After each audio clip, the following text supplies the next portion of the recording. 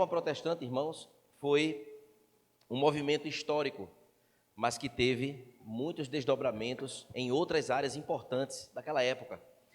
E mexeu muito com a política, como também os meios sociais, como também mexeu com a economia e especialmente, as questões educacionais, teológicas da época. Então, existe um pequeno histórico que eu fiz aqui, bem curto, para que a gente pudesse ter uma ideia bem mais clara acerca dos pontos que nós vamos falar hoje aqui, ok?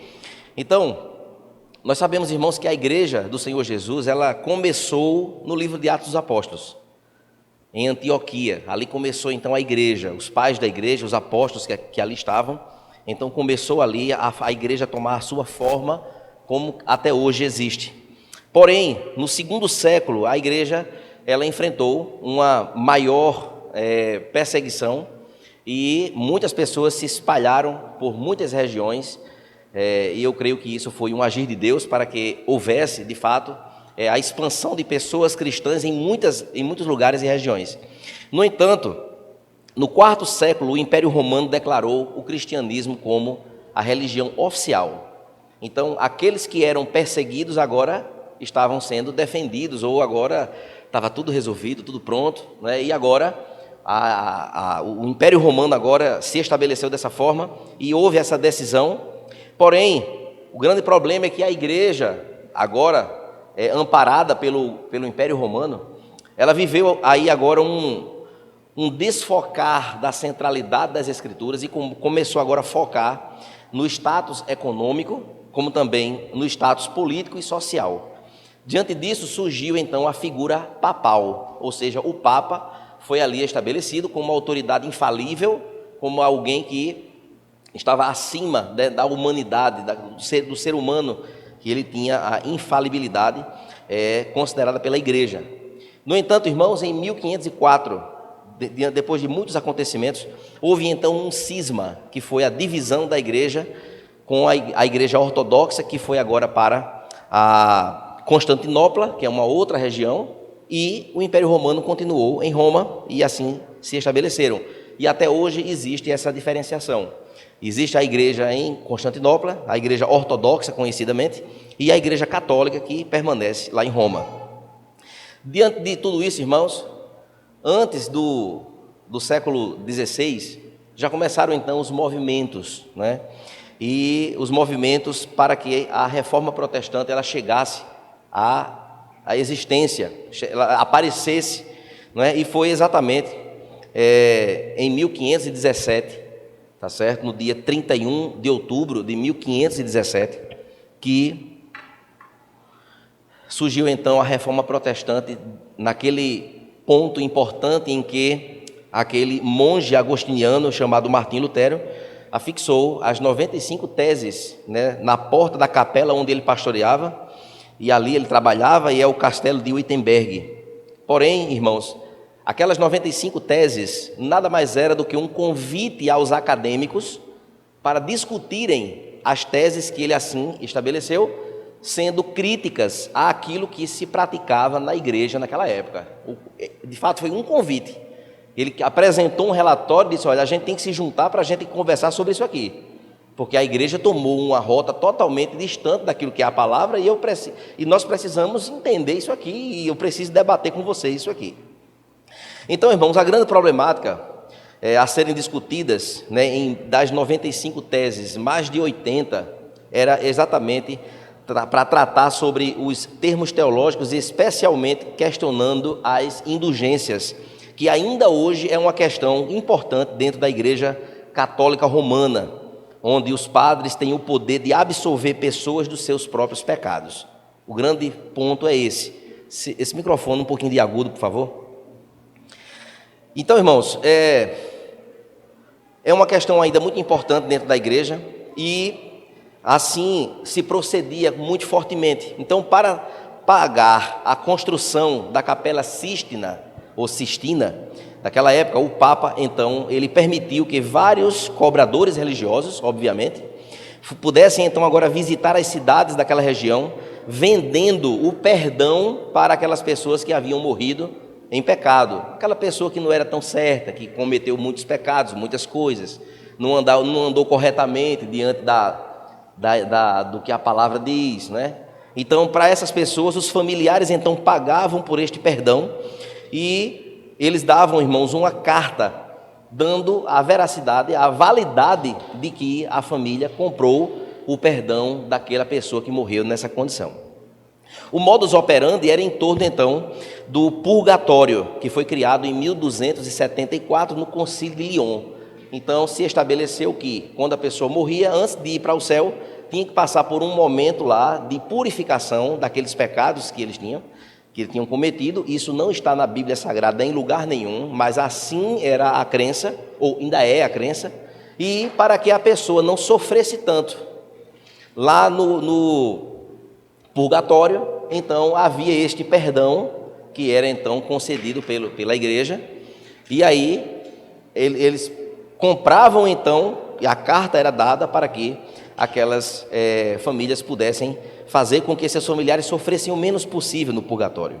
A ideia então de Martim Lutero, irmãos, foi questionar isso, e no dia exatamente que se comemorava do calendário religioso, o dia de Todos os Santos. Havia então esta motivação, mas qual era então a legitimidade da igreja fazer isso e ainda cobrar dinheiro para que isso fosse estabelecido, né, como um padrão? Então, ele sabia, irmãos, que a grande problemática estava na ignorância das pessoas, porque o povo alemão não tinha acesso à Bíblia Sagrada no seu idioma. Então as pessoas não conheciam o latim, o idioma em que era escrita, então somente os religiosos é que conseguiam ler. Então tudo que o religioso dissesse estava valendo, mas o povo não tinha acesso ao texto para conferir se o que ele estava fazendo estava de acordo com as Escrituras. Esse era o grande problema. Então isso levou Martim Lutero a agora começar a escrever certos folhetos, transliterando do latim para a língua alemã, e isso foi se espalhando por muitos lugares, e ele ficou muito conhecido com isso, até o ponto em que ele foi chamado para negar tudo aquilo que ele tinha escrito e acabar com aquela conversa, acabar com aquelas coisas que ele tinha colocado, e ele pediu um tempo então para pensar, para orar, e ele disse que não ia negar-se diante das convicções que ele tinha com base nas Escrituras Sagradas. E aí, meus irmãos, Martim Lutero então foi considerado herege, foi excomungado da igreja. Martim Lutero, ao ser levado então para a prisão, ele foi sequestrado no caminho, né, a mandado do príncipe Frederico, do estado alemão de Saxônia. Homens encapuçados impediram a caminhada dele até a prisão, e ele foi tirado daquela carruagem e foi levado então para o castelo de Waldburg. E ali ficou protegido por este príncipe, que ninguém podia tocar lá, e Martim Lutero estava escondido, ninguém sabia onde ele estava. Ele estava lá, naquele local, e foi exatamente neste castelo, onde ele estava lá resguardado, que ele escreveu o hino "Castelo Forte é o Nosso Deus", que nós vamos cantar no final da pregação, tá? E ele também começou agora a traduzir a Bíblia Sagrada toda na língua alemã. E aí foi um passo importantíssimo para que o povo comum pudesse ter acesso às Escrituras, para poder conferir se tudo aquilo que estava sendo feito na igreja estava batendo com as Escrituras. E aí começou agora uma grande libertação. Providencialmente, irmãos, naquele mesmo tempo, o alemão chamado Johann Gutenberg, do século XV, já no século XV, ele começou então a revolução da imprensa, ou seja, ele agora criou uma gráfica, onde em uma folha poderia ser tirado cópias, né, em um certo tipo de maquinário, e logo as Escrituras Sagradas estavam sendo feitas em larga escala, e muitos materiais e muitas Bíblias foram espalhados por muitos e muitos lugares. Isso trouxe às pessoas a condição de conhecer as Escrituras. A reforma então, irmão, se expandiu com Zwinglio na Suíça, e também passou de uma forma mais conhecida, João Calvino, na cidade de Genebra, além de muitos outros que a gente poderia aqui citar, mas a reforma protestante não foi algo que aconteceu em um único dia. Levou-se aproximadamente 120 anos para que todas essas influências pudessem influenciar as gerações e chegar até nós. No entanto, irmãos, a reforma teve um valor grandioso em resposta a esses equívocos que foram assim, que eram praticados, pela igreja na época. O seu valor, de sua influência, atravessou gerações, e hoje nós podemos olhar para esta intervenção de Deus com gratidão no coração e ver, irmãos, quão grande foi a necessidade de um retorno às Escrituras. O ponto fundamental está aqui, o retorno às Escrituras.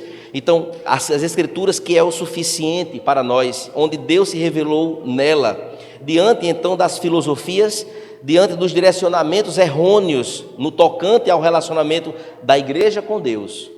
A reforma protestante, ela interviu naquilo que acontecia de forma errada, e agora, de forma correta, a igreja do Senhor, ela tomou agora um novo norte, um novo caminho, um caminho de retorno às Escrituras, um caminho agora de que tudo precisa ser passado pelo crivo das Escrituras.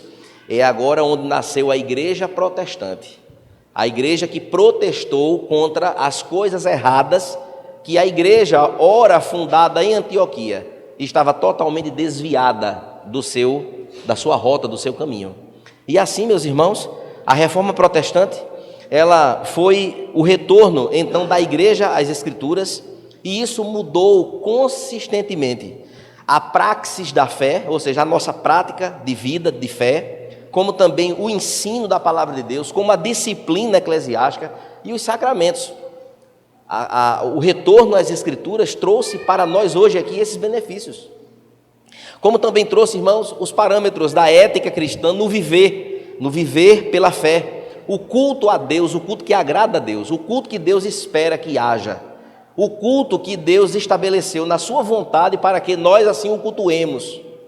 Precisamos nos aproximar cada vez mais desses parâmetros. Então é bem verdade, você pode visitar muitos outros segmentos e igrejas que tem muitas outras partes no culto, mas a pergunta é, aquelas coisas todas, elas estão amparadas em quê nas Escrituras? Então, se não tem amparo legal nas Escrituras, precisa ser tirado de pauta. O que é que tem que fazer pauta no culto a Deus? Aquilo que tem amparo legal nas Escrituras. A vida da igreja, irmãos, e dos cristãos, ao padrão encontrado nas Escrituras, passou a ser vivido e defendido. Para tanto, os nossos pais reformadores, que nós temos como o primeiro Martim Lutero, mas que houve os pré-reformadores, que foi antes, começou já a ter alguns questionamentos antes, e Martim Lutero e outros que aconteceram depois. Esses homens, irmãos, então começaram agora a serem criteriosos em passar no crivo das Escrituras toda a nossa dinâmica de fé. E isso é o que eu, como pastor desta igreja, eu tenho procurado fazer. Eu tenho procurado ser o máximo zeloso possível em relação a isso, porque eu não quero cometer uma falha de que as coisas que acontecem nesta igreja, sob o meu comando, acontecem de forma fora das Escrituras. Então, não há perfeição, claro, nós não somos perfeitos, mas eu preciso me esforçar ao máximo. E você que faz parte dessa igreja, ou que me assiste aqui hoje, faça a mesma coisa. Passe no crivo das Escrituras tudo o que você faz na sua vida, porque somente a Deus a glória. Amém? E assim, meus irmãos, a nossa cosmovisão ela vai ser transformada a nossa vida cristã, que vai envolver não essa divisão de sagrado e de secular, negativo.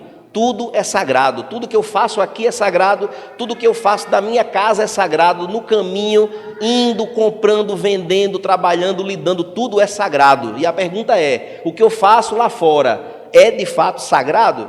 Há uma pergunta que precisa ser feita. No tocante à espiritualidade é a mesma coisa, a santidade, a devoção a Deus, o comprometimento com o culto. Um ponto importante que o Wellington tocou aqui no finalzinho, até na sua oração, nós temos 168 horas de vida numa semana. Então, que dificuldade é essa de tirarmos 6 horas dessas 168 para estar em comunhão com os irmãos na igreja? Será que eu não tenho condições? Se eu tivesse aqui R$168, eu teria dificuldade de dar uma oferta de R$6 ao Senhor? Eu estou fazendo aqui só uma analogia para entendermos. Claro, se há impedimentos por conta de trabalho, a gente entende isso com muita clareza, ou enfermidade. Mas eu preciso entender que isso não pode ser uma dificuldade para mim como cristão. Que cosmovisão eu estou tendo para com o meu Senhor se eu entendo que somente a Deus a glória? Porque eu tô já exagerando, né? A gente tem 3 cultos por semana. Então, se eu botar 2 horas por cada culto, dá 6 horas. Eu ainda fico com 162 para eu fazer o que eu quiser. Só para a gente começar a pensar. E aí, meus irmãos, entra aí a adoração, como também a mordomia cristã. Aquilo que eu tenho feito com o que Deus tem me dado. Diante de tudo isso, irmãos, aquilo que não pode se sustentar-se na palavra, precisamos de fato ter um ordenamento, né, de pontuação daquilo que nós devemos dar continuidade ou não. E aí, irmãos, a consequência de tudo isso é que o século XVI ele contemplou o surgimento de um novo homem, no aspecto genérico, homem e mulher. Existiu agora, a partir de ali, uma nova mentalidade no que se chama de homo reformatus, ou seja, o homem reformado, o homem que pensa agora como Martim Lutero, o cara que pensa como de fato esse retorno às Escrituras, ele precisa acontecer. E assim, meus irmãos, este novo homem não é menos religioso do que os seus ancestrais medievais. Não, todavia, a sua fé é mais racional, né? Mais inteligível, mais provada e alicerçada em verdades bíblicas. O homem adorador, reformado, adora agora com a sua mente, com um entendimento acerca do que é o culto racional a Deus, aquilo que eu estou fazendo para Deus de forma consciente e não de forma levada por pensamentos ou sentimentalismo.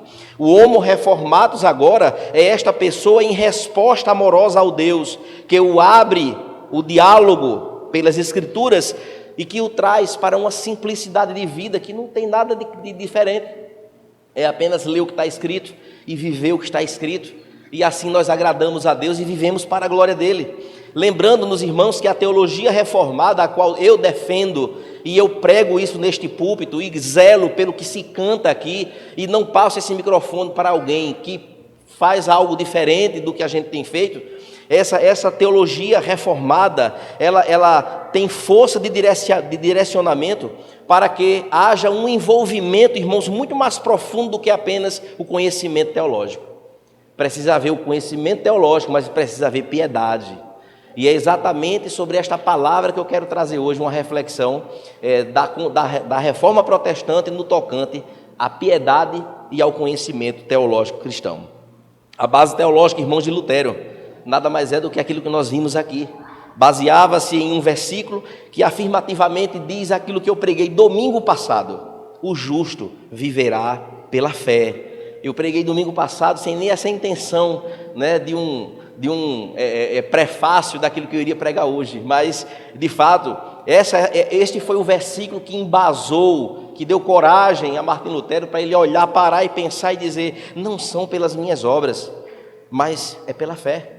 É pela fé que a coisa acontece, é pela fé no Senhor. E aí houve uma construção teológica iniciada então por ele, que deu origem ao tão conhecido 5 solas, que foi aqui falado muito claramente, não é, pelas nossas crianças aqui. Sola fide, somente a fé; sola escritura, somente as Escrituras; solus Christus, somente Cristo é o nosso intermediador; sola gratia, somente pela graça; e sola deu glória, somente a Deus a glória. Vamos ao texto desta noite. Abra sua Bíblia em Tiago capítulo 1, verso 22.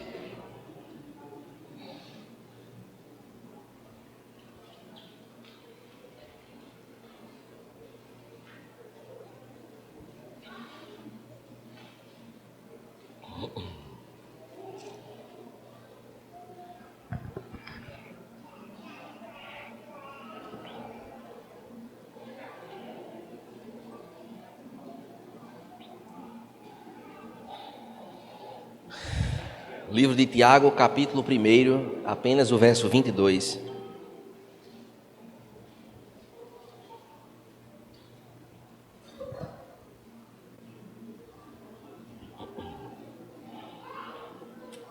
Amém? Sentados como vocês estão, vamos ler. Tornai-vos, pois, praticantes da palavra, e não somente ouvintes, enganando-vos a vós mesmos. Amém? Vamos orar ao Senhor. Pai querido, em nome de Jesus, nós te agradecemos, Pai, por esta rica oportunidade por este tempo, ó Deus, que vamos dedicar agora à reflexão da Tua Palavra e podermos assim, ó Deus, nos alimentar espiritualmente. Para isso, Deus, peço a intervenção do Teu Santo Espírito. Ajuda-nos nesta hora, Senhor. Abençoa o nosso coração, abre o nosso entendimento para que possamos compreender, Senhor. Assim nós te louvamos, no nome de Jesus. Amém. Meus irmãos, a epístola de Tiago, endereçada às 12 tribos de Israel, que é o texto onde nós lemos aqui, que naquele momento encontrava-se na diáspora, exatamente no momento de o povo estava espalhado, fugindo da perseguição. E esse texto então traz um tom, essa carta traz um tom de consolo, despertamento, né, que Tiago então faz com que eles se lembrem, como judeus, de que o que deve então estar cravado em seus corações foi aquilo que foi anteriormente falado, a esperança espiritual que Deus havia prometido para aquelas pessoas, para aqueles irmãos, reunidos então por Jesus como o Messias. Esta carta, irmãos, tem uma característica sapiencial, ou seja, uma característica de sabedoria, que traz de fato algo muito forte quando Tiago lida com os temas especiais que se assemelha à literatura da sabedoria do Antigo Testamento, como também os conselhos que ele traz como sendo conselhos que devem nortear as nossas vidas, algo muito importante. Razão essa que, ao se misturarem com o contexto de provações vividas aos destinatários, na antiguidade da carta, também é isso considerado, alguns comentaristas e estudiosos dos textos originais, eles adotaram a seguinte opinião, de que o autor da carta, Tiago, ele tinha uma ligação muito importante com o livro de Jó, porque se assemelhava ou se equiparava ao sofrimento das perseguições, como também o que foi vivido como sofrimento na vida de Jó. No entanto, irmãos, na contextualização da carta de Tiago com a Reforma Protestante, há um dado muito importante, interessante, que eu queria aqui destacar. O próprio Martim Lutero, antes da Reforma acontecer, ele tinha feito um comentário sobre a carta de Tiago, dizendo que a carta de Tiago era uma carta de palha, que não servia para muita coisa. Essa opinião, então, ele fez sem ter conhecimento de causa, quem sabe, ou seu despertamento intelectual ou espiritual não tinha ainda acontecido, e ele deu esta opinião. Martim Lutero, ele tinha essa concepção, até que, quando ele leu que o meu justo viverá pela fé, e ele agora, de posse então deste conteúdo, ele muda de opinião em 1522, tá certo? E em um prefácio sobre a epístola, ele refaz a sua fala, né? E a oposição ferrenha do reformador aos que ensinavam a salvação pela fé e pelas obras o levou a interpretar equivocadamente o livro de Tiago. O livro de Tiago, então, irmãos, passou a ter este valor exponencial. A carta de Tiago, com esta abordagem prática, apresentou aos seus leitores, e não tão distante a Martim Lutero, a ideia da importância de demonstrar a fé em todo o viver. Então, nada mais é do que, se o justo vive pela fé, o viver dessa pessoa é por conta da fé. Então, quem não tem fé não tem uma vivência.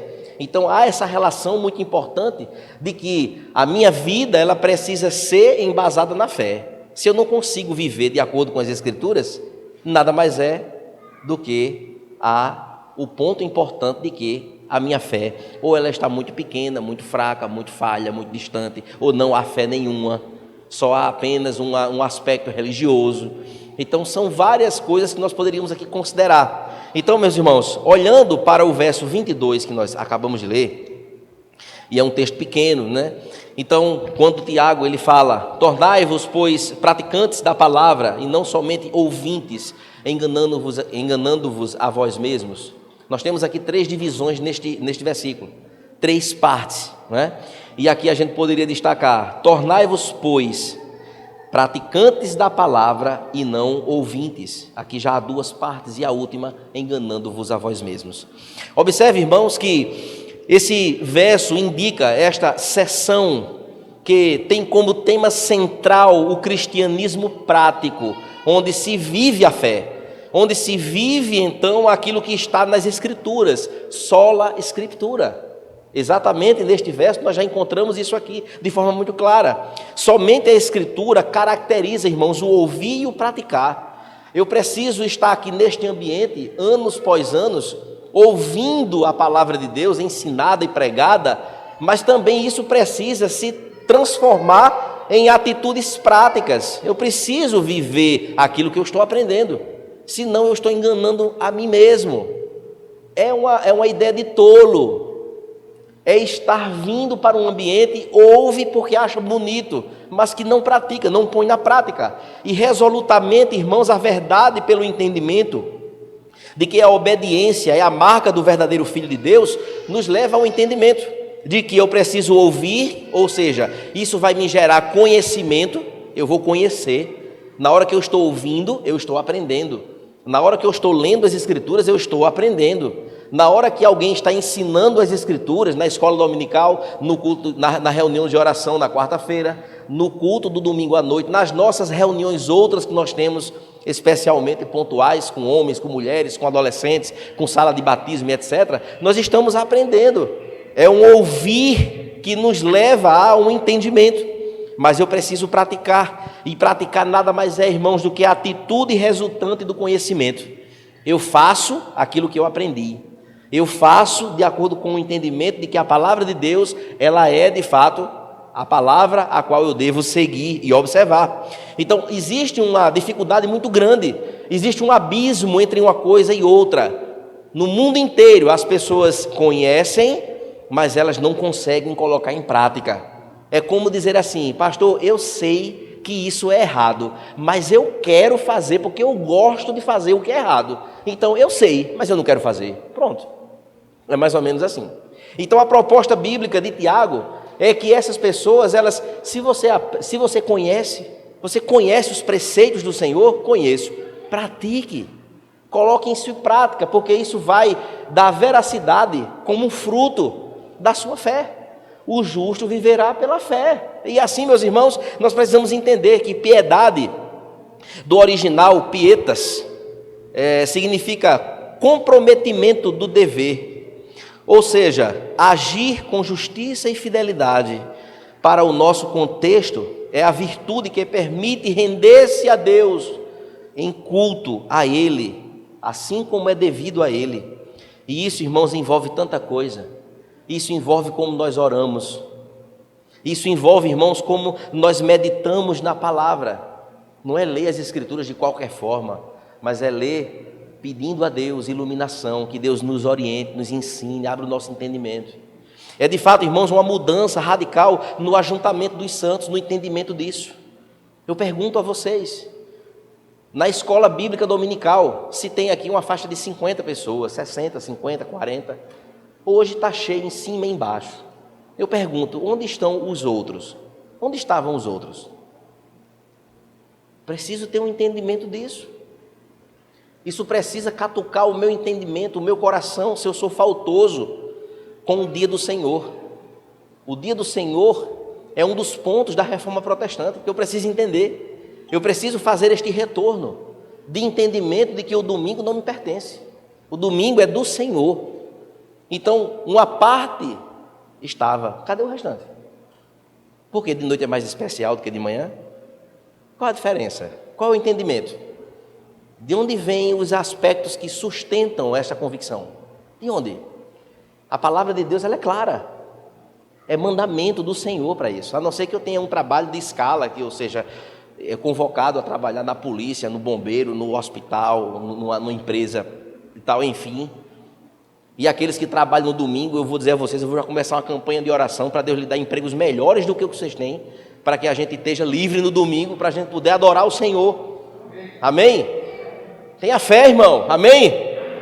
É dessa forma que tem que ser. Porque a minha luta aqui, irmãos, não é contra carne nem sangue, não. São as lutas dos poderes espirituais que tentam impedir a nossa caminhada. São pesos que se estabelecem, eu preciso entender isso. E o ajuntamento dos santos representa o que na minha vida? Eu preciso saber disso, o que é que representa? Representa o quê? O povo vai, ou eu sou adorador e preciso adorar ao meu Deus. É muito claro, irmãos. Isso aqui é muito claro. Mas mexe também, irmãos, com o envolvimento com os sacramentos, que são dois: o batismo e a ceia do Senhor. Preciso discernir a ceia. Eu preciso de fato viver os parâmetros estabelecidos na palavra, que me envolve como igreja do Senhor, nos sacramentos. Honrar a Deus em tudo na vida, depender de Deus, confiar nele, são coisas práticas. E em muitos momentos da nossa vida, eu não estou dizendo que é fácil, tem momentos que a dificuldade bate na nossa realidade, e algo difícil se apresenta para nós, e a gente tem dificuldade de dizer assim: mas eu creio que Deus me ajudará, e eu vou resolver do meu jeito, e arranjam meios espúrios para poder resolver alguma coisa, e Deus fica só olhando as suas atitudes, as nossas atitudes, por assim incluir. Viver, irmãos, com olhos firmados na viva esperança, foi o que nós pregamos aqui domingo passado. Precisamos, irmãos, de fato permanecer firmes, pois tudo isso nos envolve no ouvir e também no praticar. E assim, meus irmãos, a sua palavra será suficiente para nos conduzir no caminho que nós devemos andar. Por exemplo, irmãos, a igreja de Atos dos Apóstolos, no capítulo 2, é algo tremendo, gente. É um texto tão maravilhoso, são capítulos iniciais do texto do livro de Atos dos Apóstolos, que quando a gente para olhar aquilo ali e começa a ver como a igreja de fato começou a dar os seus primeiros passos, é de chorar. É uma beleza, é uma interferência do Espírito Santo na vida das pessoas, é algo extraordinário, irmãos. É algo que de fato, às vezes nos envergonha de olharmos hoje uma geração tão frágil de opiniões, de fé e de sustentabilidade nas suas convicções. Meu Deus, precisamos, irmãos, de fato, nos despertar para retornar novamente à centralidade das Escrituras.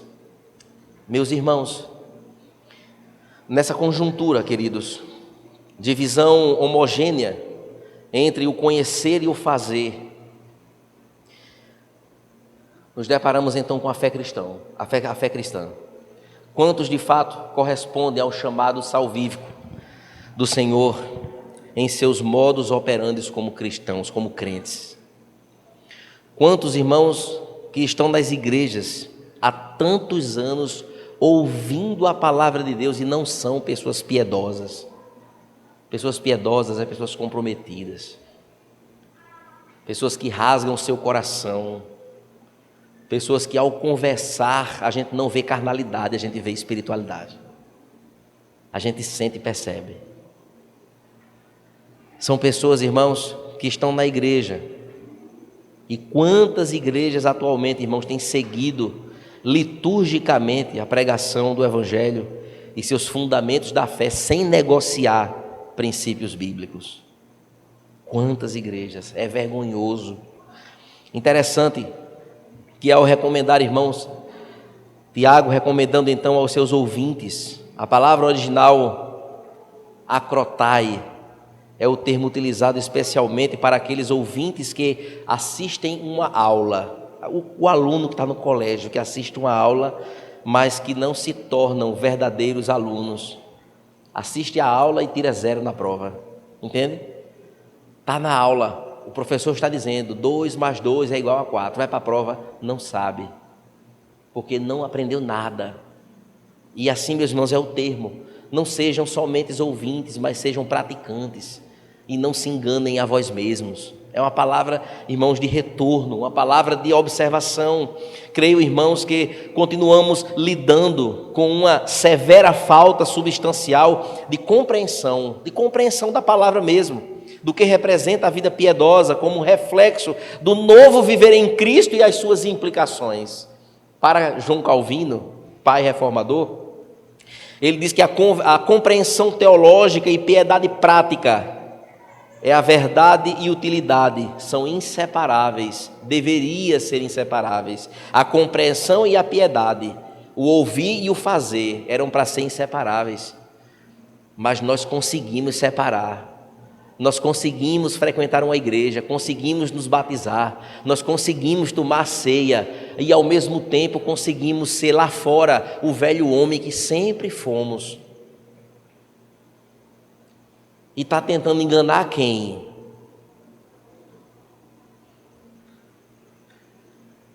Porque Deus está vendo tudo. Deus sabe. Não adianta, filhinho. Uma hora a conta chega, a fatura chega. Não adianta. Vivem assim. E o que o apóstolo Paulo ele falou na primeira carta aos Coríntios, no capítulo 11 e a partir do verso 23. Ele fala para aqueles que tomam a ceia do Senhor, que participam do sacramento e vivem sem discernir o que é que estão fazendo. Sabe o que é? Ele diz no finalzinho: muitos de vocês estão doentes, doentes de saúde mesmo, doentes, enfermidade. Outros são fracos, e não são poucos os que já morreram. É assim que funciona, irmãos. Eu preciso entender que o ouvir e o fazer tem que estar costurado, colado, amarrado no cadeado, quando tem que andar junto. O ouvir e o fazer. Mas, irmãos, antes de tudo, a teologia então trata do conhecimento de Deus e de nós próprios. Mas não existem, irmãos, verdadeiros efeitos no conhecimento de quem não produz a verdadeira piedade.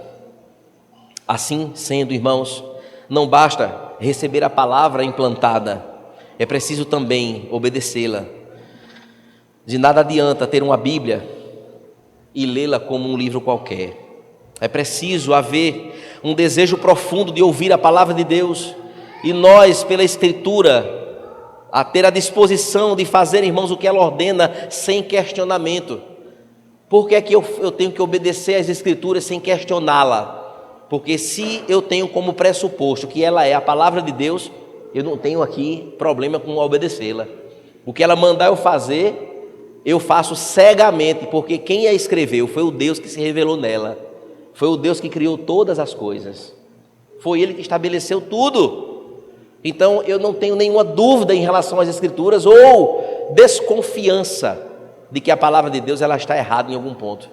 Então, se tem uma coisa que eu posso confiar cegamente, se há uma coisa que eu posso dar um passo no escuro da minha visão, chama-se a palavra de Deus.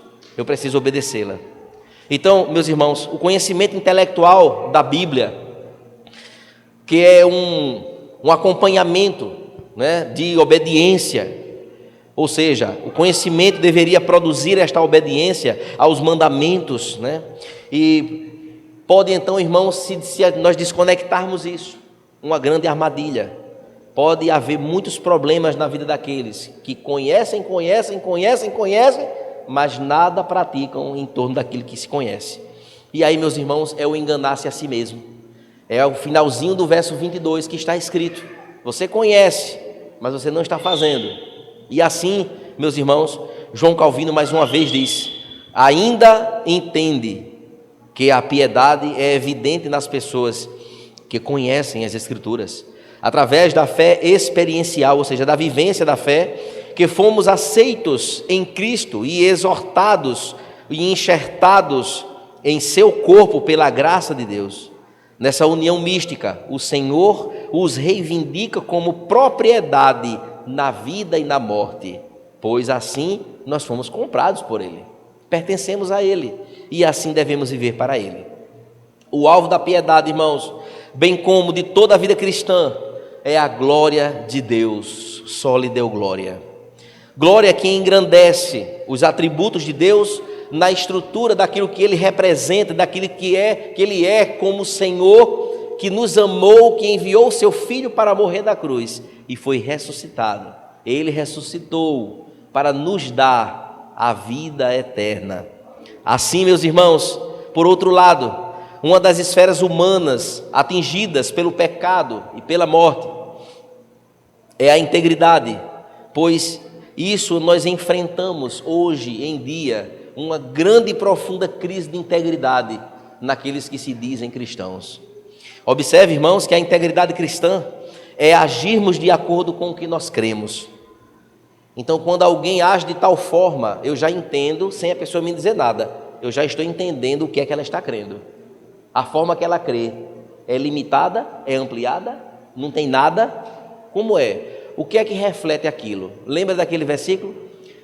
A boca fala do que o coração está cheio. É bíblico. Então, se eu falo, se eu vivo, se eu me expresso de tal forma, então está refletindo aquilo que está no coração, reflete claramente aquilo que você crê. Então, é isso que eu creio nisso aqui. Assim também, irmãos, a integridade cristã é agirmos de acordo com o que nós pregamos. Então, se eu prego, se eu falo para alguém, eu preciso viver de acordo com aquilo que eu prego. É possível, irmãos, agirmos de forma amorosa sem amor. É possível. Eu posso ser gentil com alguém, ser carinhoso com alguém sem ter nada de amor dali. É possível também agirmos de forma compassiva e não termos compaixão verdadeira. Eu também entendo que é possível nós cantarmos sem verdadeiramente adorarmos a Deus. Apenas vozes, apenas aplausos, apenas levantar as mãos, e Deus não está recebendo nada de adoração, porque a vida não está em acordo com as Escrituras, porque os olhos do Senhor estão sobre a terra e estão à procura dos verdadeiros adoradores, que o adora em espírito e em verdade. Espírito e em verdade, verdade, clareza, transparência. Deus olha e vê. Aquele às vezes está quietinho no canto ali sentado, sem dizer nada, e o coração está pulsando em adoração. Certa vez a palavra de Deus disse: entra no teu quarto, fecha a tua porta, que aquele que está em secreto te vê. A pessoa, irmãos, é possível ela orar sem comprometimento nenhum, com a sinceridade diante do Senhor. O maior desafio, irmãos, então, da igreja que ouve a palavra, não é apenas compreender a palavra, mas é viver a palavra. Compreender é simples, a gente estuda, aprende, faz a prova, tira nota boa. Opa, isso aqui é prática na sua vida? Não. Então ficou difícil, então não está valendo, para Deus não serve. E assim, meus irmãos, o propósito da nossa criação, o propósito de termos sido criados, é que Deus seja glorificado em nós, que é o alvo da nossa piedade. E assim, irmãos, a aspiração dos regenerados é viver o resto dos seus dias vivendo para a glória desse Deus, em tudo, para a glória dele. Eu preciso entender, Jesus está voltando. Isso não é papo furado, isso é verdade bíblica. O Senhor está voltando, o Senhor está voltando. Cada dia que vivemos aqui, esse dia se aproxima muito mais. E o que é que nós temos corrido atrás de quê? Nós temos glorificado a Deus de que forma? Em espírito e em verdade, ou só para mostrar para alguém que nós assim estamos fazendo? O homem piedoso, irmãos, segundo Calvino, ele confessa: somos de Deus, ou seja, vivamos, pois, para Ele. O homem piedoso é aquele que diz: somos de Deus. Então, que sua sabedoria e vontade governem todas as suas próprias ações para a glória de Deus. O homem piedoso, irmãos, é aquele que diz: somos de Deus, que todas as partes da sua vida se empenham em prol da adoração ao único e legítimo Deus que fez todas as coisas e que nos salvou. Assim, queridos, a obediência à palavra de Deus significa, então, buscar refúgio somente em Cristo, solos Cristos, somente nele. O único intercessor, aquele que pode perdoar pecados, somente Ele. E Ele está aqui em nosso meio, amém? O Senhor está aqui, está sendo adorado nesta noite, amém? Mas, meus irmãos, devemos ainda, queridos, conhecê-lo através da sua palavra, pois só nela nós encontraremos o conhecimento acerca de quem Cristo é. Servi-lo com um coração amoroso, quebrantado e humilde. E isso, irmãos, é viver a fé na prática, é viver os aspectos da piedade. Pois ser piedoso é também realizar obras como gratidão por uma salvação tão grandiosa, somente pela graça, sola gratia. Assim, exercer uma abrangência das nossas inclinações pecaminosas como efeitos da nossa fé. Sola fide, somente pela fé. Tudo isso envolve, irmãos, uma total rendição a Deus, a sua palavra e a sua vontade. Por fim, Calvino, ele declarou: eu confesso a ti, aliás, eu ofereço a ti o meu coração, ó Senhor, pronto e sinceramente. Esta é a aspiração de todos quantos são realmente piedosos. Entretanto, esta aspiração só pode ser concretizada através da comunhão com Cristo e a participação nele, pois fora de Cristo, mesmo a pessoa mais religiosa vive para si mesmo. Então nós não devemos viver para nós mesmos, vivemos para a glória de Deus. Para concluir, meus irmãos, esta reflexão nesta noite, o pessoal do louvor pode vir para cá, a gente vai cantar uma canção. Eu queria aqui finalizar e você preste bastante atenção. Um pastor chamado J. Packer, ele escreveu dizendo: espiritualidade sem fé se corrompe e se torna moralmente inservível a ser e sem lei. Isso aqui é muito profundo, muito forte. Espiritualidade sem ética se corrompe e se torna moralmente invisível e sem lei. A ética sem espiritualidade também se corrompe e se torna mecânica, formalista, orgulhosa e carnal. Como está a nossa espiritualidade, meus irmãos? Como está a nossa vida diante do altar do Senhor? Como é que de fato, irmãos, nós podemos olhar para hoje a reforma protestante que completa 504 anos, que aponta para nós um retorno às Sagradas Escrituras, tendo as 5 solas como algo extremamente importante, central nas Escrituras e basilar para o nosso coração. Como é que está a nossa espiritualidade? Como é que nós temos vivido, irmãos, diante desses aspectos?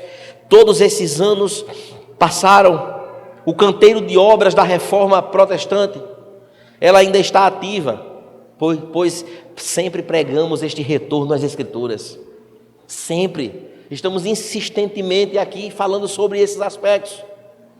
Como de fato, irmãos, nós podemos encarar isso, e com muita oração nós precisamos cumprir aquilo que o Senhor Jesus falou: os campos estão brancos para a ceifa, mas os trabalhadores são poucos. Peçam ao Senhor, que é o dono da seara, para mandar os seus trabalhadores. Ou seja, façam a parte de vocês, corram atrás. Precisam pregar o Evangelho a tempo e fora de tempo, seja oportuno ou não.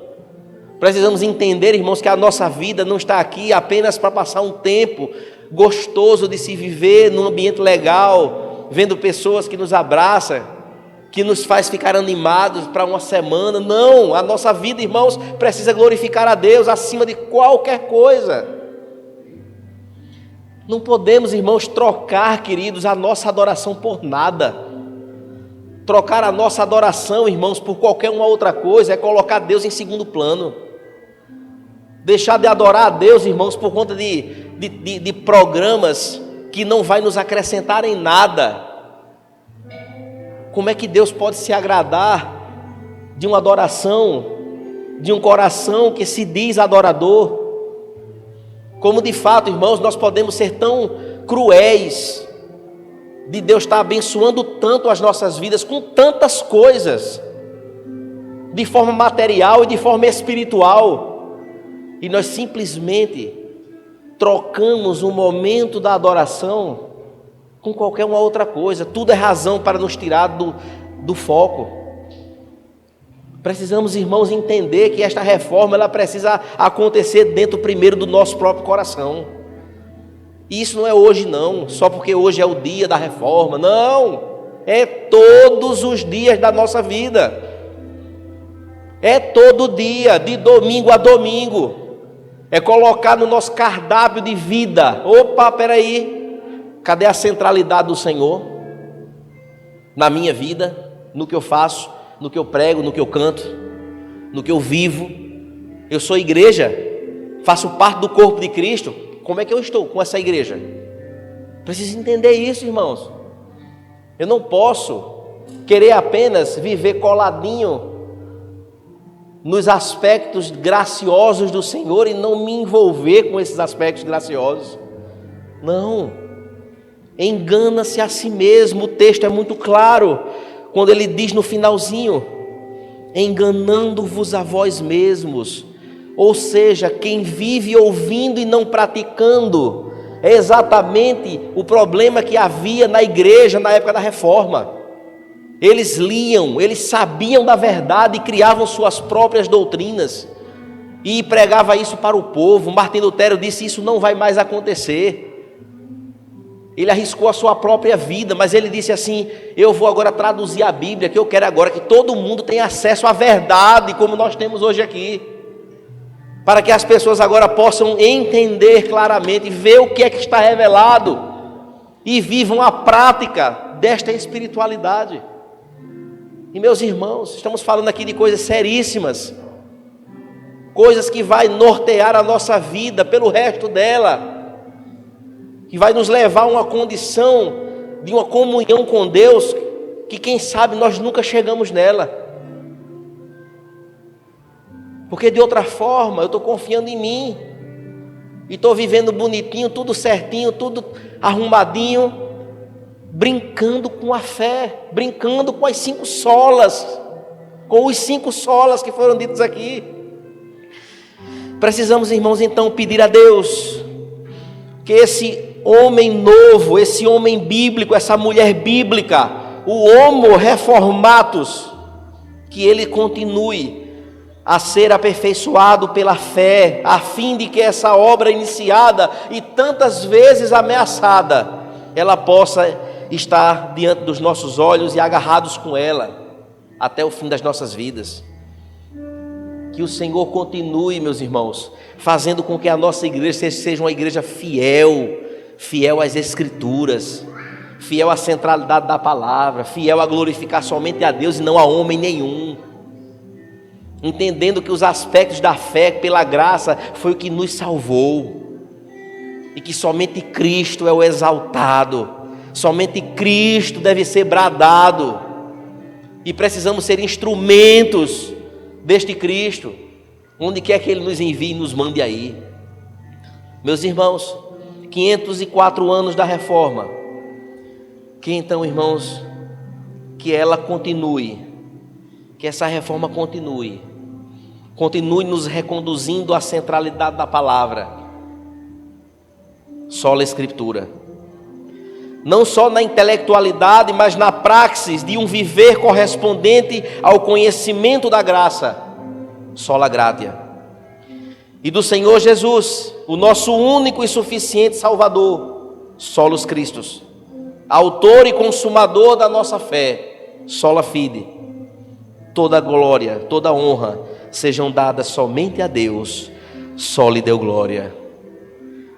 Que minha oração, que a nossa oração seja para que Deus nos ajude, para que possamos ser verdadeiros adoradores, que adora a Ele em espírito e em verdade. Fiquemos de pé, irmãos, vamos cantar esta canção para a glória de Deus.